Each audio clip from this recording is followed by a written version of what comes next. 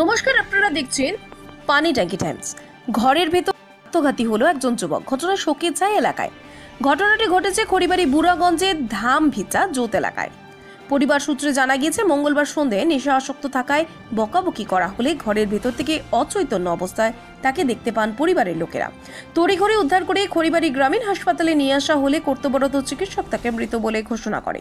মৃত যুবকের নাম হৃদয় সিংহ, বয়স আনুমানিক 23 বছর। জামভিটা জোত এলাকার বাসিন্দা তিনি। এদিন মৃতদেহটি ময়নাতদন্তের জন্য উত্তরবঙ্গ মেডিকেল কলেজ ও হাসপাতালে পাঠানো হয়েছে। গোটা ঘটনায় খতিয়ে দেখছে খড়িবাড়ি থানার পুলিশ। পরবর্তী আরো খবর জানতে অবশ্যই চোখ রাখুন শুধুমাত্র পানি ট্যাঙ্কি টাইমসের পর। আমি তো গেছিলাম বাজারে। তো বাজারে গেছি, তো আমার ভাস্তা তো এমনি পাড়ায় মানে নেশা খায় থাকে। তো বাজার থেকে এসে আমি গেলাম ওর ঘরের মধ্যে ঢুকতে। তোকে আমি বললাম, তো এত খাইস না, খাওয়াটা একটু কম কর, এইভাবে বলে আমি বাড়িতে গেলাম।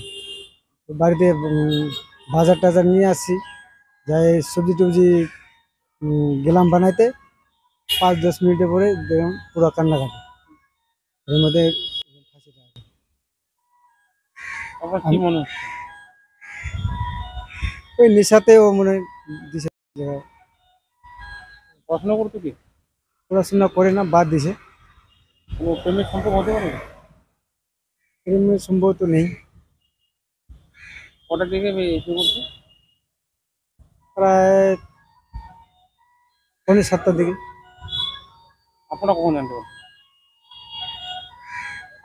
আমি এই বাড়িতে ঢোকার মোটামুটি ও তখন বাড়িতে ভালোই ছিল। 10 মিনিটে পরে ও কাজটা করছে। তখন কি হসপিটালে নিয়ে আসছেন? আর তখন ধীরে ধীরে তখন নামালাম, তো তখন জিপ ছিল একটা। ওই হসপিটাল নিয়ে আসার সাথে সাথে আধা রাস্তা একটু ছাড়ি। কি নাম আপনার ভাষা? হৃদয় সিং। বয়স কত হবে? 20। আপনার নাম?